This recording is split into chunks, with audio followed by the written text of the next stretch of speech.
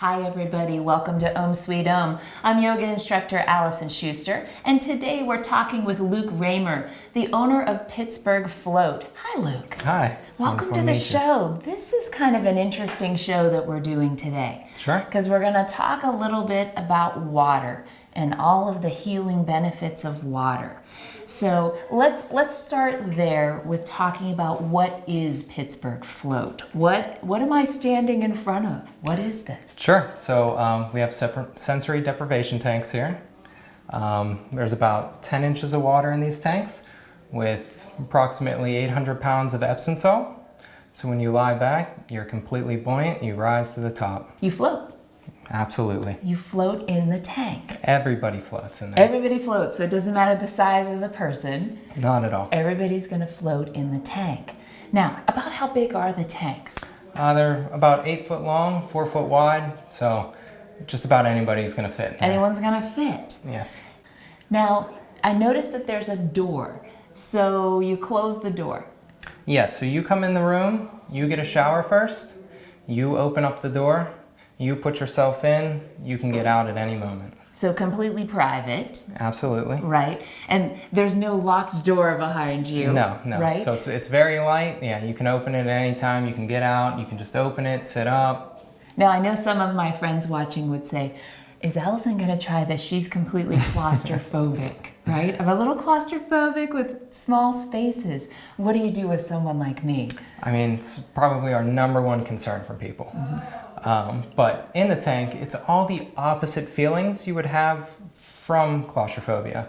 So take for instance, you essentially aren't feeling anything, you don't see anything, so you don't really feel enclosed, and you essentially don't feel the water after a period of time. So it's more of a freeing feeling than a confining feeling. And that's the purpose of sensory deprivation, is so that you get this feeling of weightlessness, and also taking that into the mind of feeling as though you haven't a care in the world. Absolutely, right? yes. And we try to achieve this a little bit in yoga, in Shavasana. Okay. If you think of the end of a yoga class, we are trying to then relax the body into the mat, relax the mind. Sure. However, we don't have the physical help of the tank and the water. Right? We have to do that through mental relaxation and muscular relaxation, but this is sort of instant. Yeah, it can totally take you to deep levels of meditation, which can take years to achieve. Right.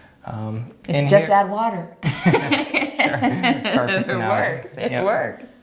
That's amazing. Now, Luke, how did you get into this? What led you to finding this? Because a lot of people are going to say, I didn't even know this was a thing. Sure.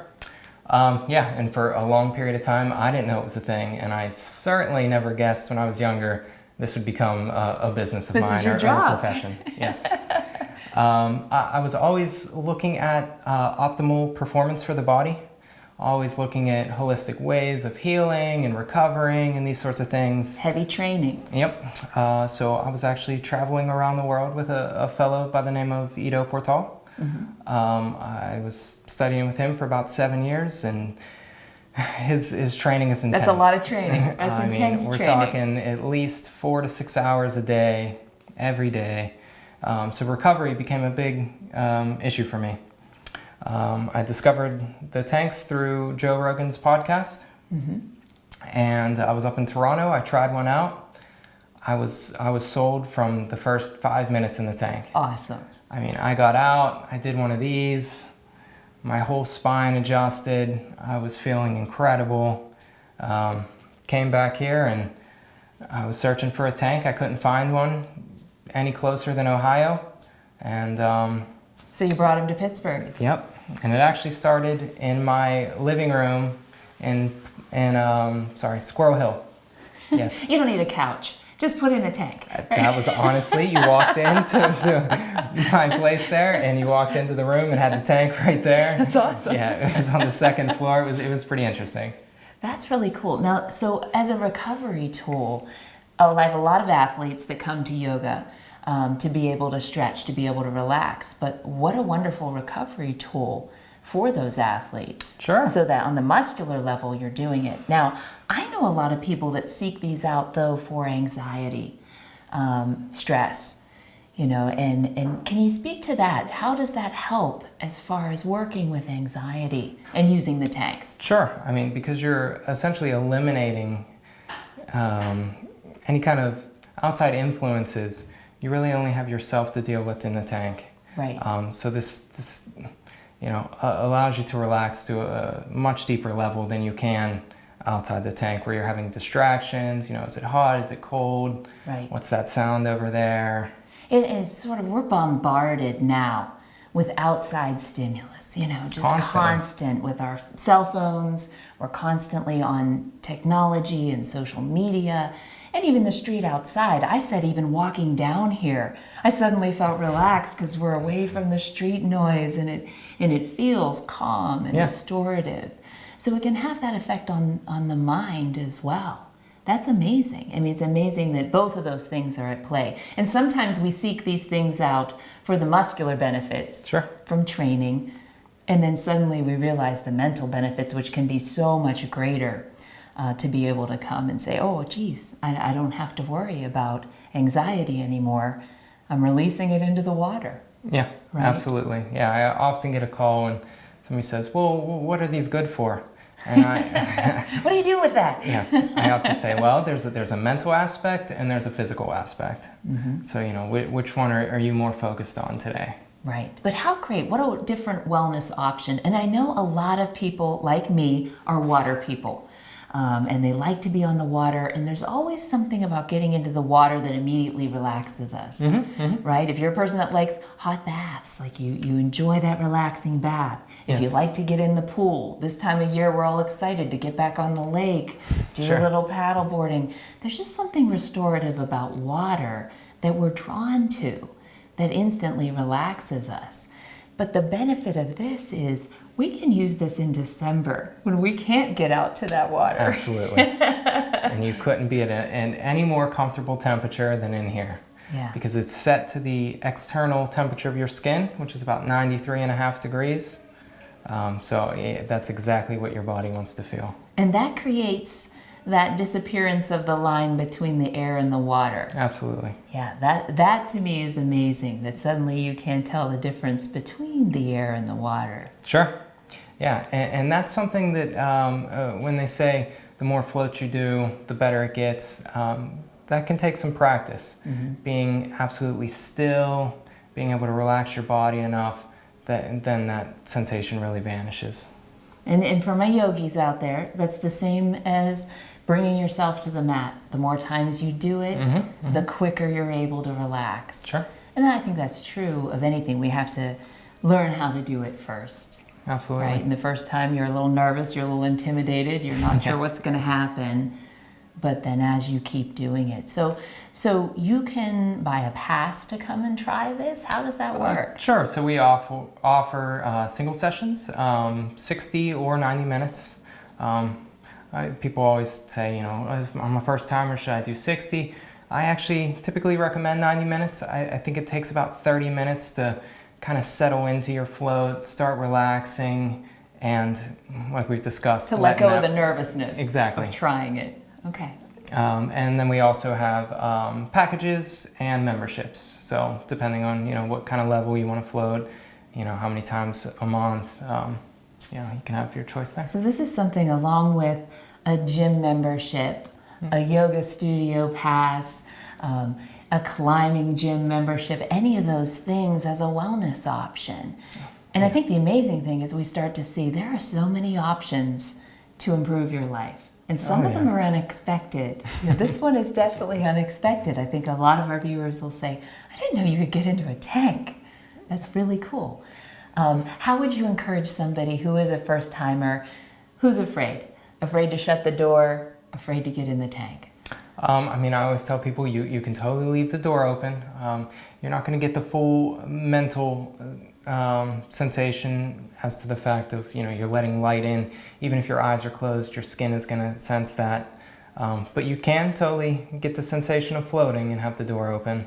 And I essentially just tell people, you know, get in, close the door, try for 5 minutes, and more often than not, they come out just absolutely loving it. You're going to stay in. Again, like getting into the hot bath and relaxing.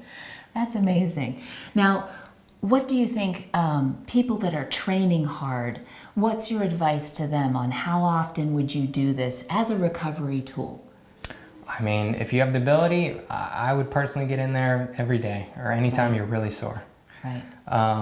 Definitely the best to come in after a workout. For myself, I guess I'm speaking from. But being in that place where you're a little bit tired, you want to kind of lie down, take a nap, is a really good time to come in and float. Because the muscles are ready to relax. Sure, you're not antsy in there, you're not moving around. Right. You can really settle in. All right, that's interesting. So a good recovery tool after hard training. But then even if you aren't into hardcore training, this is a great wellness option. And especially if you're looking to relieve anxiety, stress. Again, we're always trying to look for methods to do that without the use of drugs, without the use of interventions that can be a little more dangerous, and for the body and even inconvenient. Right, for people to follow. I think this is an amazing option. Now, I'm sold because I love water, and my viewers know this, that anything with water and I'm in. But I think even if you're not an ocean person, this can have some amazing benefits and year-round benefits. Sure. Which is great. I know we've discussed a lot of the passive things you can do in the tank, but there's also a lot of active things you can do in there as well. Like scanning the body, looking for injuries, even visualization techniques. I know there's some gymnasts and such that would go in before a competition, visualize their performance. Absolutely. And be able to come out and execute that. And for all of my yogis that love meditation as well, what an opportunity to meditate with the use of water. Amazing. This is great. Well, Luke, if we want to get in touch with you, how can we get in touch with you? So the website is pittsburghfloat.com.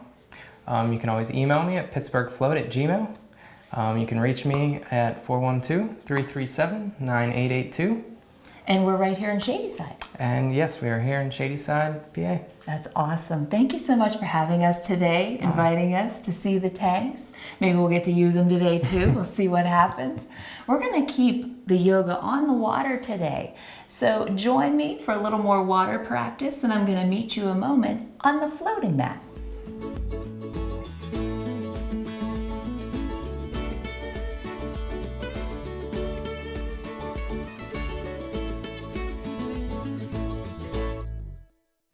Hi everybody, welcome back. We're going to do a little yoga on the water today. I'm here at the beautiful outdoor pool at Oxford Athletic Club, and I'm standing on a Reax raft. It's a floating mat. We're going to consider this our floating yoga mat today. And we're going to do a yoga practice on the water. We were talking all about the benefits of being near water, being in water, having that connection to water is sometimes so great for the mind and body. Gives us a little more space in the body, a little more space in the mind, and helps us enjoy the season a little more. So this is a great practice on a floating raft. But you can also do this on paddle boards, which you know I love. But you can also do this same practice on land. Maybe you can do it beside the water, lots of lakes and ponds here in our area, so that you can get that sense of that connection to water. We're going to walk through a sun salutation nice and slow. One of the benefits of a floating practice is that we've got to be able to balance a little better. It's a great core workout because this raft is always moving. So I've got to get into surfer mode, which a lot of you know I love that as well. And we're going to work a little slower, holding those poses a little longer, and we can feel those engagements. But that's a great practice on land as well, to walk through maybe a sun salutation that you do all the time and feel those engagements on a deeper level. Slow it down, connect it to the breath. Start to find those subtle movements within the muscles that can really make a difference in your practice. So whether you're floating or whether you're on land, we're going to take it down to the mat. Maybe just a little cat-cow. Warm up the spine. Get yourself ready for that sun salutation today. Take a deep breath. Press into the mat. Round the spine, lifting up. Just warm up the spine. Begin to engage the body. Can you really press into that mat? Even press into the tops of the feet. Little round spine. And then let's bring it to a neutral spine. Put the gaze between those two hands. Let's try a little cat stretch balance. Reach that right leg back.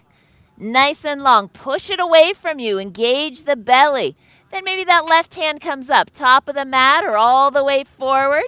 Take a nice deep breath in. Reach it out a little farther and bring it back down. Let's try the other side. Left leg comes back. Big reach with that foot. Right hand comes to the top of the mat or all the way forward. Nice deep breath in. Reach it out, stretch, and bring those hands back down to the mat. Let's tuck the toes underneath. Press it back. Downward facing dog. Now, I'm on a floating mat, so I got to widen out. Find that balance, but that feels good on land as well. Give your shoulders a little space.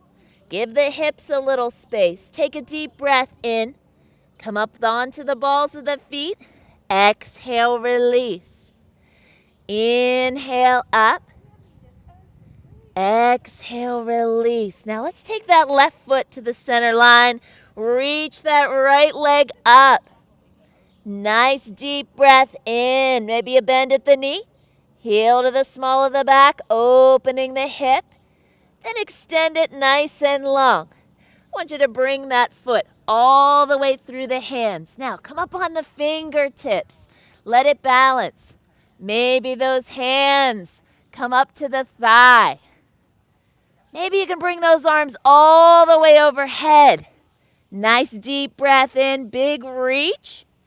And then take it down to the mat. 2 feet into plank. Nice and slow. Down through chaturanga. Cobra. And all the way back. Down dog. Now let's walk that right foot to the center line. Reach that left leg up.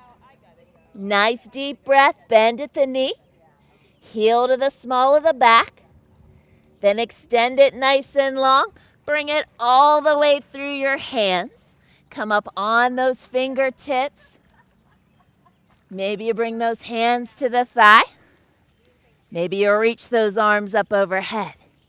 Nice deep breath in. Big reach. And then exhale. Take it down to the raft. Down through chaturanga. Cobra. And down dog. Now let's gaze between the two hands. Walk to that center line. Come up. Just one vertebrae at a time, come to standing. Now on the floating raft, I gotta balance it out a little. Maybe I put a little bend in the knee. Trying to find that balance. We're gonna try a little warrior 2. Taking the left foot, I'm gonna bring it forward on the raft. If you're on a mat at home, you're going to take that left foot to the top of that mat. Right foot begins to push back. Now this is where we can take it into those subtle movements. Can you push all the way through the pinky edge of that right foot? I'm pushing through the big toe mound of the left foot. Arms come out, nice and long. Gaze out over that left hand. Nice deep breath in. Can you reach it out a little farther? Another one, big deep breath. Nice reach. One more. Nice deep breath. Then let's flip the palm. Lean out over your leg. Can you reverse it? Reach up for the sky. Nice deep breath. And then bring it down into side angle. Reach the right arm up. Now, holding it, breathing in, and just take those hands down. We're going to step those 2 feet together. Big sun breath in all the way up. Exhale those hands to heart center. Another one, big breath in. And maybe this time you swan dive down. Let's plant the feet for the opposite side. Take it from the bottom up, so right foot comes forward. Left foot goes back. And just bring those arms up. Nice and strong. Deep breath in. Can you reach it out a little more? One more. Nice deep breath. Big reach. Flip that palm. Lean out over your leg. Reverse it. Nice deep breath. Then bring it down to side angle. Following the breath. Going a little slower. Engaging a little more. Draw that belly in. And then slowly take those hands back down. 2 feet into plank. Take it down through chaturanga. Cobra. And all the way back. Down dog. Walk those hands to the center line. Nice big sun breath in. Reach. And exhale the hands to heart center. So nice little slow sun salutation today. We're going to take it down to the mat, see what else we can do, and work with the breath, slowing those poses down. So let's come to seated on the raft or your mat at home.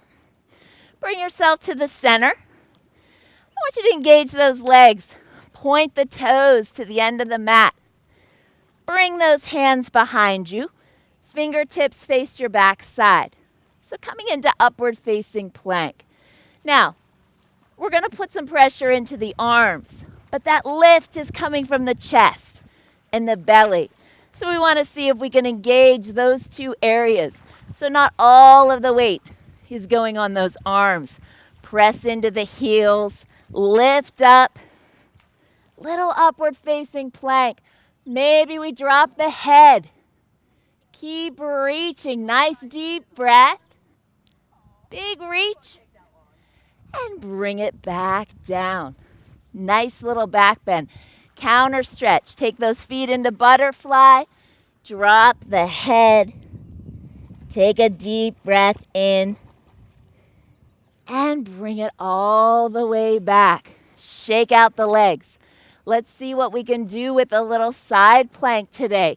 Finding our tabletop posture.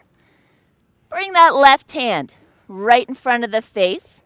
Left knee's in line. And that foot might go out to the side. Little kickstand. Right leg extends. Right arm goes up to the ceiling. Nice deep breath. Just playing with it. Big reach. If it feels pretty good, maybe you extend both legs. Reach those legs out. And the arm goes up. Nice deep breath. Big reach. And then bring it back down.